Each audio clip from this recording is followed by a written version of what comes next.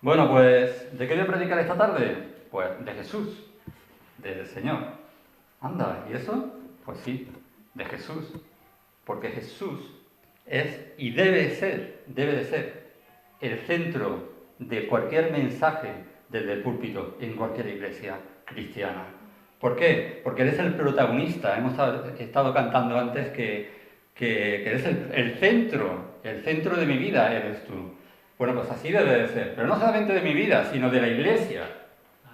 Jesús es el centro, es el personaje central de cualquier mensaje bíblico. De hecho, toda la Biblia, vayas a donde vayas, el enfoque principal, ya sea en el Antiguo Testamento como en el Nuevo Testamento, el enfoque principal es Jesús y su obra salvífica. O sea, la obra de salvación que Dios ha provisto para tu vida, para mi vida, desde antes de la fundación del mundo. Él ya, desde antes de la fundación del mundo, Él ya, desde incluso antes de que tú existieses, ya tenía un plan y un propósito de salvación contigo. ¿Salvación por qué? Porque somos pecadores. Claro y sencillamente porque somos pecadores. Entonces, ese es el enfoque principal. Jesús. Toda la Biblia da un enfoque a su persona, porque es el que ha cumplido la obra de salvación planeada por Dios. Pero cuando nos ponemos a pensar en Jesús, ¿en quién nos ponemos a pensar? ¿De qué manera podemos llegar a pensar de Jesús? ¿En el gran Rey? ¿Jesús en el Señor, en el Rey de Reyes y Señor de Señores? ¿Aquel que está prometido que vuelva por segunda vez a reinar? ¿Aquel que pondrá sus pies en el valle de Megido para establecer su reino eterno, como está profetizado en Isaías? El Rey de Reyes, el Señor de Señores, aquel que es poderoso para sanar, aquel que es poderoso para restaurar vidas, aquel que es poderoso para echar fuera demonios. Sí, pensamos en ese Jesús, ¿verdad? Cuando pensamos en Jesús pensamos en el hombre que es Señor de todas las cosas, el que por su voz ha creado el universo. Pensamos en un Jesús majestuoso, pensamos en su grandeza, pensamos en su poder, ¿verdad? ¿Que pensamos en eso? En sus milagros, en sus sanidades. Pensamos en Él como el Hijo de Dios, y lo es. Y es cierto que eres el Rey, eres el Creador, eres todo. Pero, y aquí he puesto puntos suspensivos, pero pocas veces, y corrígeme si me equivoco, pocas veces pensamos, o al menos a mí me pasa, en Jesús como el hombre que fue. Porque Jesús es Dios, estamos de acuerdo en ello, ¿verdad? Jesús es Dios, el Hijo de Dios. Él vino a este mundo encarnado en la figura de Jesús, por obra del Espíritu Santo. Sí, es cierto, pero también fue hombre. Jesús, aunque parezca mentira, también fue hombre, fue hecho hombre, semejante a ti, semejante a mí, con las mismas pasiones, con los mismos deseos. ¿Sabes? Cuando Jesús era invierno, sentía frío igual que tú y yo. Por ser Jesús, por ser el Hijo de Dios, no se libraba de esos sentimientos que tú y yo podemos sentir o vivir. Cuando Jesús tenía hambre, o sea, cuando pasaban varias horas que no comía, cuando pasan varias horas y tú no comes, ¿qué sientes? ¿Sientes hambre? Jesús igual. Él sentía también hambre.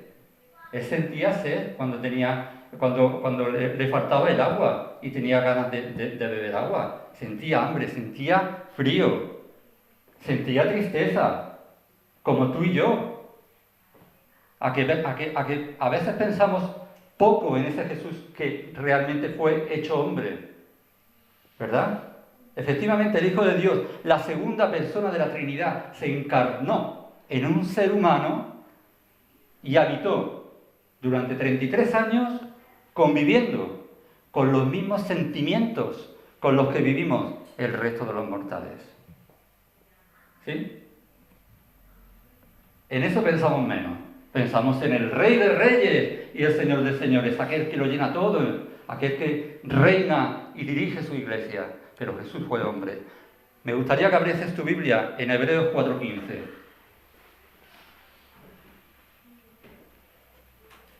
Y lo que quiero que llegues a entender esta tarde es que Jesús es totalmente accesible a ti. ¿Por qué? Porque Él te entiende. Porque Él vivió lo mismo que tú y yo que tú y yo vivimos.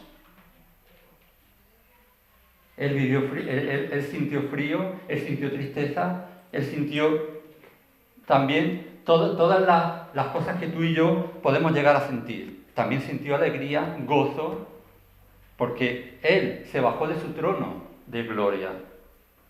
Y dice en Hebreos 4:15, porque no tenemos un sumo sacerdote que no pueda compadecerse de nuestras debilidades. ¿Cuántas veces nosotros acudimos a Dios? Señor, ayúdame, te necesito, tengo esta debilidad, tengo este problema. ¿Y crees que Dios no se va a compadecer de ti? Como dice aquí en Hebreos 4:15, es un sumo sacerdote que no tenemos un sumo sacerdote que no pueda compadecerse de nuestras debilidades, sino uno que fue tentado en todo, según nuestra semejanza, en todo, y cuando dice todo es todo, pero una diferencia, sin pecado, porque Jesús fue el único que no pecó. Ahí está la clave, ahí es donde está la clave. Pocas veces nos acordamos del sufrimiento que tuvo que soportar Jesús horas antes de su ejecución y durante su crucifixión. De eso no nos acordamos. Y uno de los textos en donde más claramente se refleja la condición humana de Jesús es cuando estuvo en el huerto de Getsemaní. Es cuando Jesús se presentó delante del Padre con miedo. Fíjate lo que te digo, con miedo. ¿Jesús? ¿Miedo Jesús? Sí. No tuvo miedo, tuvo mucho miedo. Tuvo mucho miedo de morir. Tuvo mucho miedo de ser crucificado. Tuvo mucho miedo de ser torturado. Tuvo mucho miedo de sentirse solo. Y estamos hablando de aquel que es el Rey de Reyes y el Señor de Señores. Sí, Jesús. Aquel que dice que la Biblia que va a venir a gobernar y a destruir toda maldad, a vida y por haber en nuestro mundo. Ese Jesús tuvo miedo. Lo mismo que tú y yo podemos sentir miedo. Lo mismo que tú y yo podemos sentir tristeza. Entonces nos vamos a Mateo capítulo 26. Y fíjate que no he querido compartir esta historia porque estemos en la Semana Santa, en la semana de la Pasión de Cristo. No he querido compartir esta historia porque aquí no toca nada, aquí lo que toca es lo que el Señor quiere hablar a su iglesia. Sí, estamos en Semana Santa y estamos recordando de alguna manera un poco más especial la época en la que Jesús tuvo que pasar por este mal trago, pero lo tuvo que pasar porque fue necesario que lo pasase para que tú y yo alcanzásemos salvación y vida eterna. Entonces nos ponemos en contexto, Mateo capítulo 26. Jesús había estado con sus discípulos haciendo la última cena, ¿verdad? Y cuando instituyó la cena del Señor, estaba con sus discípulos en la última noche en la que pasó con sus discípulos cenando y recordándole, él mismo recordándole que tenía que ser entregado a las autoridades para ser crucificado. ¿Sí? Entonces, salieron de allí y se fueron a un lugar donde Jesús solía ir con frecuencia cuando estaba en Jerusalén, que era el Monte de los Olivos. Solía ir con frecuencia a orar, porque, ¿sabes una cosa? Jesús solía orar, y mucho, porque a pesar de ser Dios, a pesar de compartir la divinidad con el Padre, él necesitaba, estando en la condición de hombre, necesitaba orar. Era una necesidad impuesta. ¿Por qué? Porque sin la oración él no hacía nada. Sin la oración él no era nada. Y era el rey. Y era el Hijo de Dios. Pero necesitaba del Padre. Y entonces solía hacer una práctica muy buena que tú y yo debemos de practicar a menudo, que es la oración. Entonces él se iba allí a orar en muchas ocasiones. Y en este lugar cogió a sus discípulos, se fue a un huerto que se llama Getsemaní.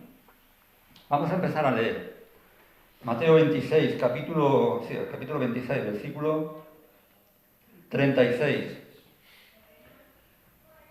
Entonces, después de todo esto que aconteció, la última cena que pasó con sus discípulos, entonces llegó Jesús con ellos, con sus discípulos, a un lugar que se llama Getsemaní. Y dijo a sus discípulos: sentaos aquí, entre tanto que yo voy allí y oro. Reitero lo dicho antes, Jesús necesitaba la oración. Pues si Jesús, siendo el Hijo de Dios, necesitaba la oración, ¿cuánto más tú y yo? Si Jesús fue aquel que estuvo aquí, sintiendo todas las pasiones que sentimos nosotros, pero sin pecado, ¿cuánto más tú y yo que sí que pecamos? ¿Verdad? Y se fue allí a orar. Y una apreciación. Se fue a un huerto que se llama Getsemaní. ¿Tú sabes lo que significa Getsemaní? Es una palabra griega. Getsemaní significa prensa de aceite. Prensa de aceite. ¿Por qué? Porque era un huerto de olivos. Era el monte de los olivos. En Israel hay muchos olivos. En Jerusalén, de hecho, uno de los símbolos de la nación de Israel es una rama de olivo. ¿Y el olivo qué produce? ¿El olivo qué produce cuando...? ¿Qué aceite? ¿Y qué es el aceite? Es un símbolo en la Biblia de la presencia del Espíritu Santo. Y Getsemaní significa prensa de aceite. Para que el aceite es un alimento muy sano. Y no solamente un alimento, sino que en la antigüedad era una medicina también. Se usaba para poner aceite en las heridas. Y en las heridas en muchas ocasiones sanaban. Porque el aceite tiene unas propiedades balsámicas en la piel y también en la salud. La dieta mediterránea es una de las dietas mejores del mundo y se basa en el aceite. Pero para que el aceite salga, la aceituna tiene que ser aplastada, tiene que ser oprimida, tiene que ser tratada. ¿Sabes? Dios quiere sacar lo mejor que hay en ti y en mí. Dios quiere que pasemos por la prensa, que pasemos por la prueba, que pasemos por el dolor, que pasemos por el sufrimiento. ¿Para qué? Para que de nosotros salga lo mejor de su presencia, para que de nosotros salga el mejor aceite. El aceite de calidad, el aceite del bueno, el aceite que puede ayudar a otros, el aceite que puede bendecir a otros. Pero para eso tenemos que ser triturados. ¡Ay, qué dolor!, ¿verdad? ¿Cómo duele? Pero es que Dios tiene que hacernos pasar por ahí. Dios nos tiene que hacer pasar por Getsemaní. Lo mismo que Jesús pasó por Getsemaní. Nosotros también tenemos que llegar al huerto al monte de los olivos y encontrarnos con Dios para que Dios nos triture y nos saque el mejor aceite que tenemos en nosotros. El versículo 37... Y tomando a Pedro y a los dos hijos de Zebedeo, estos dos hijos de Zebedeo eran Juan y Santiago, comenzó a entristecerse y a angustiarse en gran manera. Claro, él tenía, dentro de los 12 discípulos, él tenía a 3 que eran, por decirlo así, estaba más allegado a ellos. Yo me he preguntado muchas veces por qué. Y a la vez que me lo pregunto, me hago yo mismo la respuesta. Seguramente porque ellos siempre estaban más con él y más cerca de él, como Juan, el discípulo amado. ¿Por qué creéis que se llama el discípulo amado? ¿Por qué? ¿Porque estaba enchufado o qué? No, simplemente porque Juan siempre aparece en el relato bíblico de los evangelios más cerca de Jesús. Incluso en la crucifixión fue el único que estuvo a los pies de la cruz. Los demás se fueron espavoridos. Pero Juan estuvo ahí, permaneció en la cruz. Le daba igual que lo arrestasen también las autoridades. Le daba igual, a los demás no, los demás tenían miedo, pero Jesús estuvo ahí en la cruz, con Jesús, a los pies. Entonces, yo me pregunto, ¿por qué había tres que destacaban? Pues seguramente porque estos tres estaban ahí, cerquita siempre de él. De hecho, en la transfiguración, cuando Jesús se reveló tal y como él es, dejó su naturaleza humana y se mostró glorioso. Cogió a los mismos tres que fue al monte de los Olivos, a Pedro, a Juan y a Santiago. Y dice que comenzó a entristecerse y a angustiarse en gran manera. Entonces, versículo 38, Jesús les dijo, mi alma, se lo dijo a sus discípulos, mi alma está... No dice triste, no dice mi alma está triste, no. Mi alma está muy triste, hasta la muerte. Quedaos aquí y verás conmigo. ¿Jesús? Lo está diciendo Jesús. Qué extraño, pero si Jesús es Dios.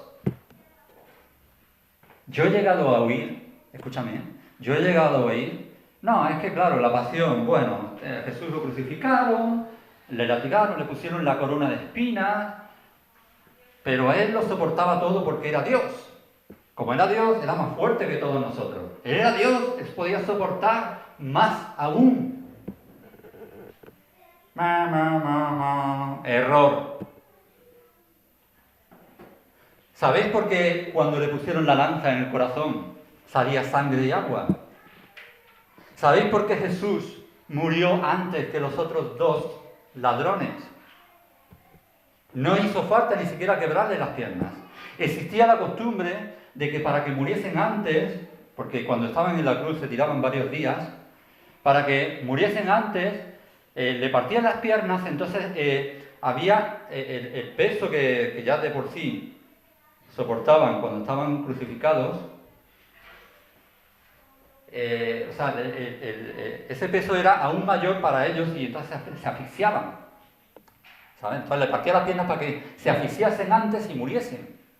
Pero Jesús no hizo falta. Jesús murió antes que los otros dos ladrones. Y cuando le iban a partir las piernas, uno de los guardias dijo, no hace falta. Para asegurarnos, clávale una lanza en el corazón. Y salió sangre y agua. ¿Sabéis por qué? Porque es una de las sintomatologías de cuando hay un infarto de miocardio. Se cree que Jesús murió de un infarto y murió antes que los otros dos ladrones. Jesús murió de un infarto porque sentía tanto dolor por la humanidad. Y se llevó, al cargar el pecado sobre sus hombros de toda la humanidad, no pudo aguantarlo. Entonces que no me vengan los muy sabios y entendidos a decir que Jesús lo aguantaba todo porque era Dios. Porque Jesús era Dios, pero era hombre. Y como era hombre, sentía dolor, sentía aflicción, sentía frío, sentía miedo, sentía tristeza. Y en la cruz también sufrió, ¿verdad? Mi alma está muy triste. Versículo 39. Yendo un poco adelante, se postró sobre su rostro. Se postró sobre su rostro, orando y diciendo, Padre mío, si es posible, no le estaba exigiendo al Padre. No le estaba diciendo, no, hasta aquí hemos llegado. Pase de mí esta copa. No quiero saber nada de esta humanidad. Me quiero salvar por mí mismo. Si es posible, dijo. Y dice que se postró, o sea, que se humilló. ¿Os acordáis del estudio bíblico de cuando hablé sobre la adoración? La palabra griega proskuneo. Se humilló, se postró ante el Padre, de rodillas. Jesús, ante el Padre. Señor, si es posible, solo si es posible, pase de mí esta copa.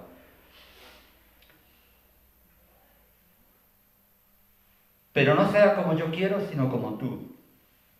Vino luego a sus discípulos y los halló durmiendo, y dijo a Pedro: ¿así que no habéis podido velar conmigo una hora? Fijaos, Jesús estaba tan cargado que necesitaba que sus discípulos estuviesen orando con él. Jesús estaba tan entristecido que él mismo no se sentía con fuerzas para orar solo. Hasta ese punto. Siendo Jesús el Hijo de Dios.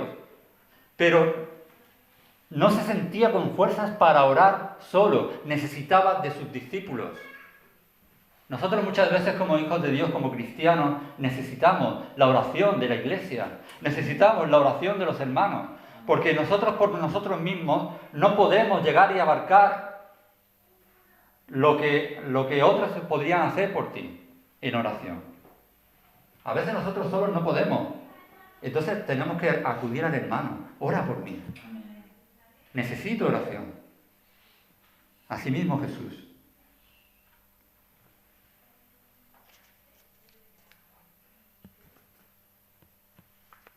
Y en el verso 39, orando y diciendo, dice que se postró, dice que se humilló. Y esto me hace recordar el texto de Filipenses capítulo 2. En el versículo 5, no hace falta que lo busquéis, ya lo leo yo. Cuando dice, haya pues en vosotros este sentir que hubo también en Cristo Jesús. El mismo sentir que hubo en Cristo. ¿Qué sentir hubo en Cristo Jesús? Vamos a verlo. Filipenses 2, 6. El cual, siendo en forma de Dios, él estaba allí junto con el Padre en el trono. Siendo en forma de Dios, no estimó el ser igual a Dios como cosa que aferrarse, sino que se despojó. Primero, se despojó. Bajó del cielo a la tierra, se hizo hombre. Tomando forma de siervo. Siendo Dios, se hizo siervo. En vez de ser Señor. Ahora Él es Señor. Ahora sí Él es Señor. Pero antes se hizo siervo. Durante 33 años en la tierra. Se hizo siervo. Hecho semejante a los hombres. Semejante a ti y a mí. Con nuestras debilidades. Pero recuerda lo que hemos dicho antes en Hebreos, capítulo 4, versículo 15. Pero sin pecado. Pero sin pecado. No estimó el ser igual a Dios como cosa que aferrarse, sino que se despojó a sí mismo, tomando forma de siervo, hecho semejante a los hombres. Y estando, ya se humilló haciéndose hombre. Pero es que haciéndose hombre, se humilló más aún todavía. Y estando en la condición de hombre, se humilló a sí mismo, haciéndose obediente hasta la muerte y muerte de cruz. O sea, no solamente se hizo hombre, sino que se humilló hasta tal punto que siendo Dios, lo mataron como un asesino en la cruz. Hasta ahí se humilló. La mayor humillación que haya recibido jamás un hombre o una persona. Versículos 40 y 41. Vino luego a sus discípulos y los halló durmiendo, y dijo a Pedro, ¿así que no habéis podido velar conmigo una hora? Velad y orad para que no entréis en tentación. El espíritu a la verdad está dispuesto, pero la carne es débil. Si Jesús no hubiese pasado ese tiempo en oración con el Padre, seguramente hubiese declinado de lo que Él tenía que hacer. Morir por cada uno de nosotros. Morir por la humanidad, para salvarnos de nuestros pecados. Jesús necesitó de la oración, porque si no, no hubiese tenido fuerzas para cumplir su propósito, para llevar a cabo lo que tenía que hacer. Por eso dijo a sus discípulos, velad y orad para que no entréis en tentación, porque muchas veces dejamos de hacer lo que tenemos que hacer porque dejamos de orar. ¿Entendéis? Entonces necesitamos orar y orar y orar. ¿Para qué? Para no entrar en la tentación de no hacer lo que Dios quiere que hagamos. Entonces necesitamos orar. Velad y orar, claro. el espíritu está dispuesto porque somos cristianos y amamos a Dios. Amamos a Dios los que estamos aquí, cada uno de nosotros, pero entonces queremos estar con Él, pero la carne es débil. La carne, cuando son las 6 de la mañana y pones el despertador para orar, Dios, eso es muy temprano, 5 minutos más para dormir. La carne es débil. Otra vez fue, versículo 42, y oró por segunda vez diciendo, Padre mío, si no puede pasar de mí esta copa sin que yo la beba, hágase tu voluntad. Y vino otra vez y los halló durmiendo, porque los ojos de ellos estaban cargados de sueño. Y dejándolos, se fue de nuevo y oró por tercera vez, diciendo las mismas palabras. Pero en el Evangelio de Lucas hay unos cuantos detalles.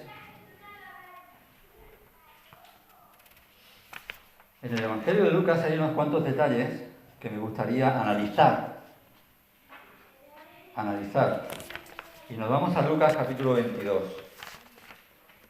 Lucas capítulo 22.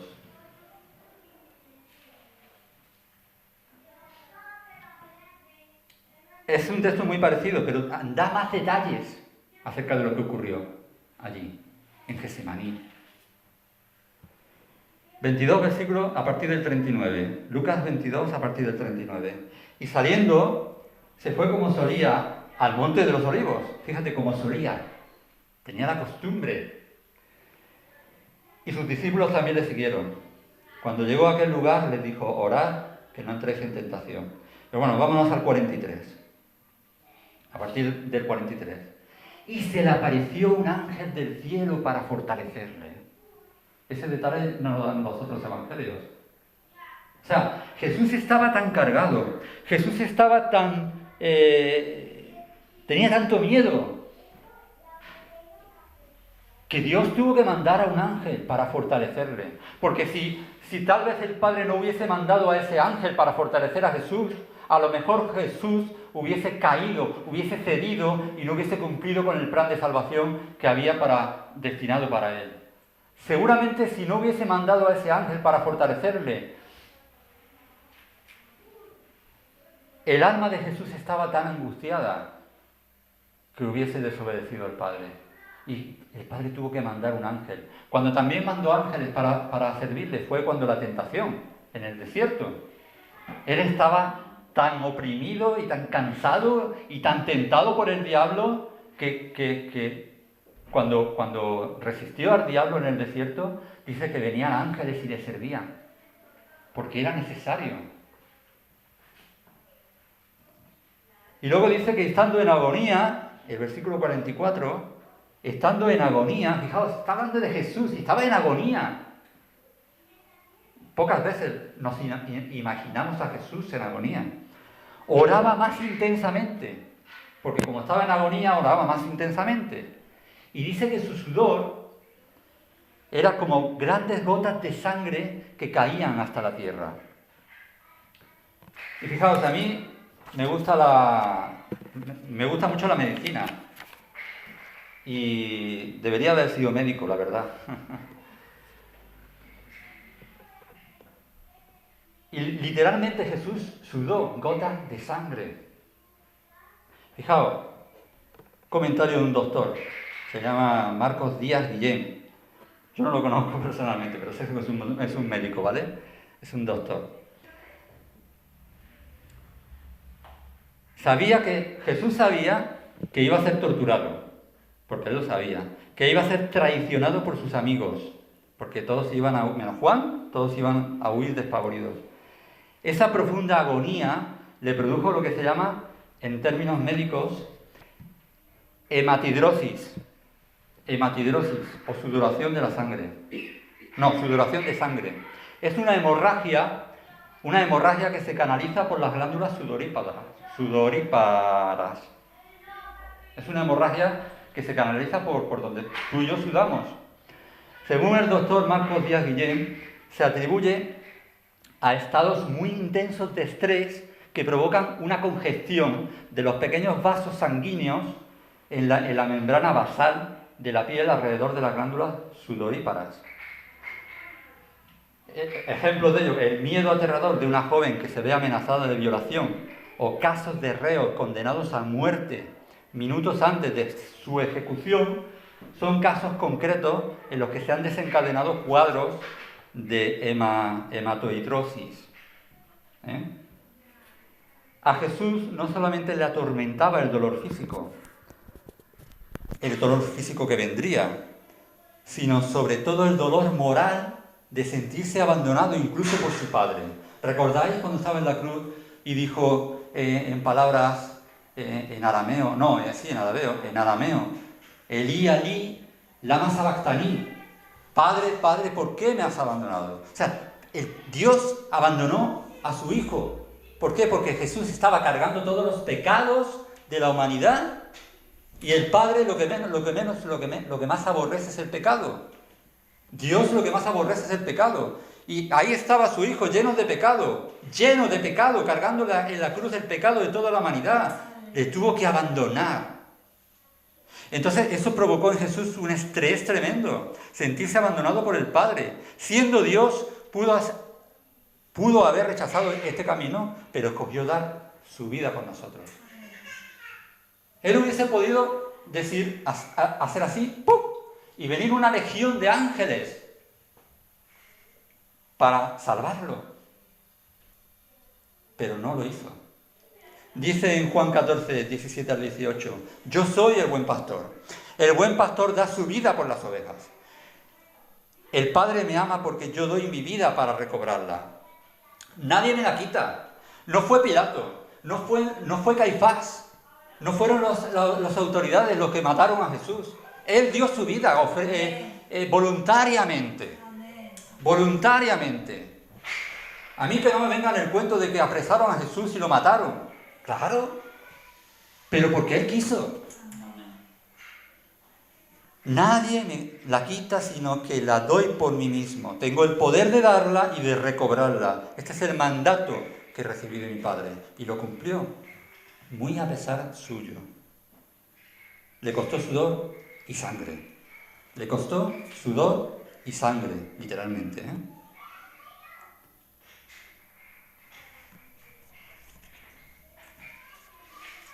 Como conclusión, decir que el sacrificio de Jesús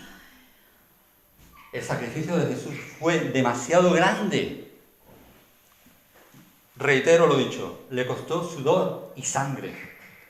El sacrificio de Jesús fue demasiado grande como para que fuese en vano.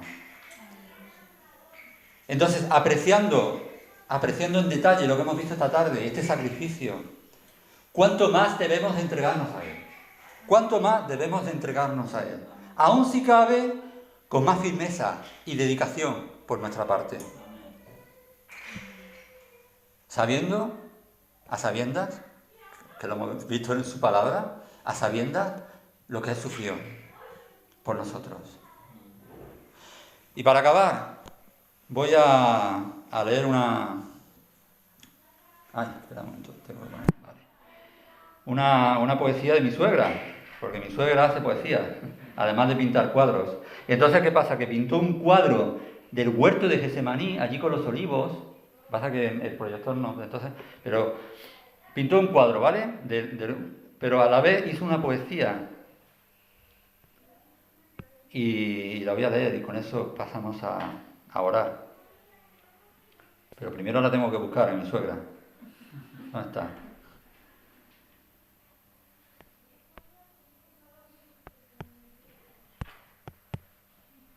Aquí está. ¿Vale? Entonces le hizo un cuadro de Getsemaní.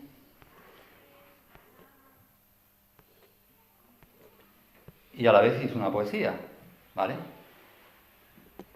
Y dice así: quería pintar el huerto donde Jesús oraba. Quería pintar el huerto donde Jesús lloraba. Huerto de la aflicción. Un día previsto para el Señor. Allí estaba en el huerto cuando una gran turba llegó. Entre ellos estaba el traidor, el que vendió por unas monedas a Jesús el Salvador. El huerto ya está acabado, se refiere al cuadro. Pero no dejo de pensar que tras aquellos olivos se llevaron a entregar al que había venido a este mundo a salvar. Y no dejo de pensar que Jesús vino a este mundo para darnos el perdón que nos ganó en la cruz donde murió, pero Jesús no está muerto, Él resucitó.